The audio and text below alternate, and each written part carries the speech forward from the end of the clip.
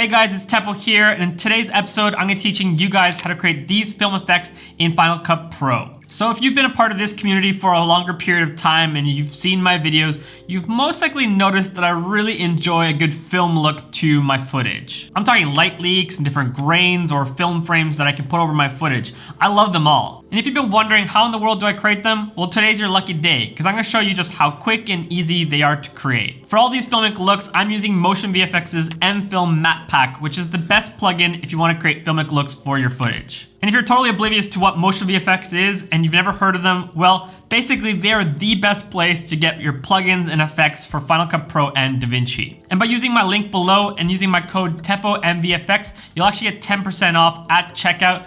And just to be totally transparent with you guys, I do get a small kickback, so I'd really appreciate you supporting my channel through this affiliate link. So in the M-Film Matte plugin pack, we essentially have 3 different categories of effects.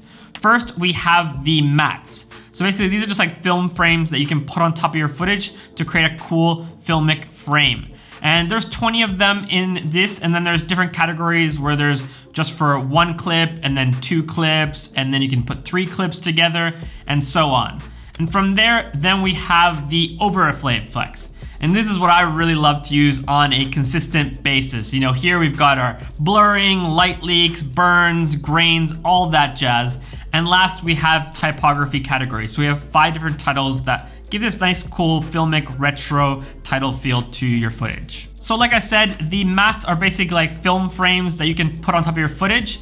And just in my recent video in Iceland, I used the M-Film Matte 11, which is right here. And this just creates a cool like film frame with the top and bottom kind of, you know, going as well on top and bottom and just blurring it out there. Just really cool, easy look to use.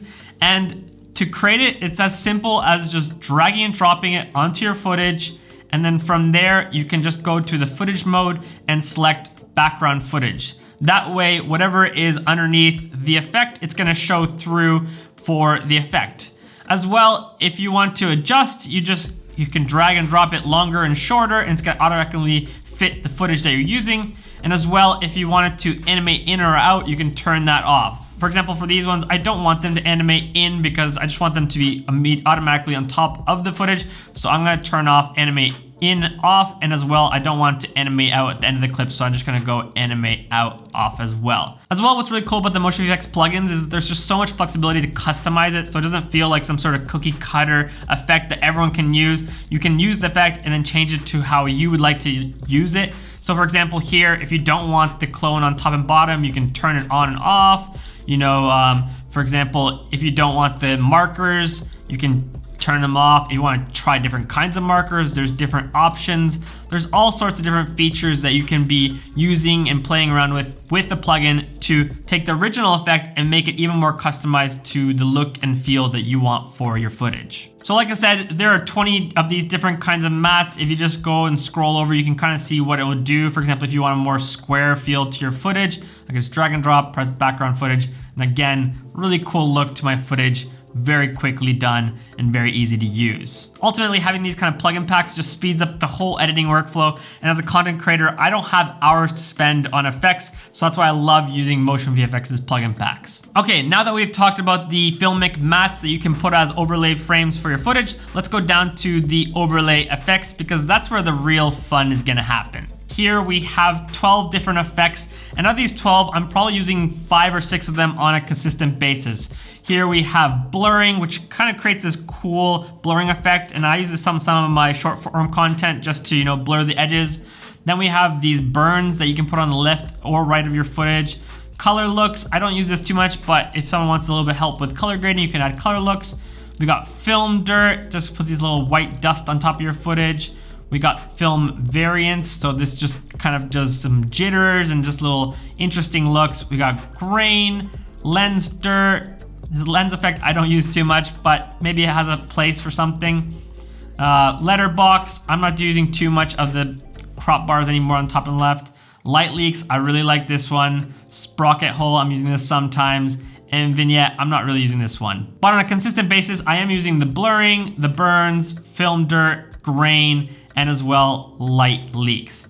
Now again, with all of these effects, it's literally just dragging and dropping. So for example, I can just drag it on top of this footage, and then if I want to animate in, you can leave it on like that and it'll animate out. I personally would like for these effects just to be on the whole time, so I'll take animate in, on, out, off. As well here, you can choose what kind of blur do you want. Do you want a vignette or a gradient? Do you want the strength to be higher or lower? For example, if you want a lot of blur, you can, with these two circles, change kind of the location of the radiant blur. And as well, you can change the horizontal and vertical. So there's a lot of ways you can really adjust this effect the way you want to look. Then we have the burns. You can easily just throw, again, top and bottom.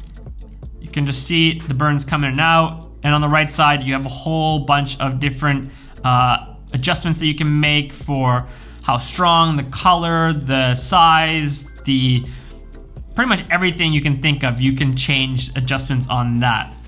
After the burns, we got film dirt. So I just like to throw this on top sometimes. It just puts these nice little film dust on top of your footage.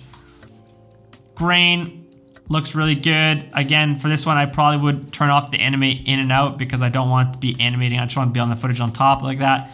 Again, here you can turn different kinds of grain or noise that you want for your footage. You can do how much, and also you can turn off the monochrome, auto animate, and blend mode. So there's a lot of options as well for the grains to just impact that. Light leaks, really cool, easy to use. Again, you can do a lot of adjustments here. You can change the hue of the light leaks. There's different versions here.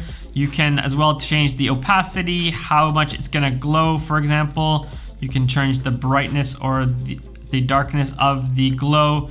Here you can change whether to be on the left or the right side of the footage. So again, tons of ways to change it up a little bit so it's customized to the look and feel that you want. And last, we got the sprocket hole. I don't know what it is, but I just love these kind of like film look little features and accents that you could add to your footage. So these overlay effects are really easy to use. You can literally just drag and drop on top of your footage, but then you can as well take the time to customize them a little bit more to make it more personalized to you. And then last, we've got 5 different titles in the typography section.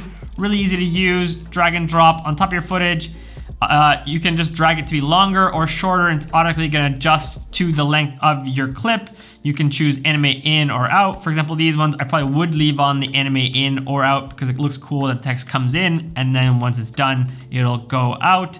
And with the typography, you can just change the text in here. For example, Iceland, Gunner, and then you can change your fonts, your sizes, positioning, all sorts of stuff. You can make adjustments to make these titles more the way that you want them to look. So yeah, that is the M-Film matte pack in a nutshell. Really, this is what I'm using on a daily basis. I almost feel like a magician right now revealing his secrets, and it's that feeling like, oh, it's that simple? Yeah, it really is this simple and easy to use. So I would highly recommend checking out this pack if you're looking for that kind of filmic vintage look to your footage. This pack goes for $89, and then if you use the code TEPOMVFX in the link below, you'll get 10% off, so you'll save some money there. But honestly, the amount of money you invest into this pack is gonna save you so much time and gonna make your footage look a lot more high quality, so it's definitely worth the investment. Anyways, hopefully you enjoyed this tutorial. If you're new to the channel, make sure you subscribe, and we'll see you on next week's video.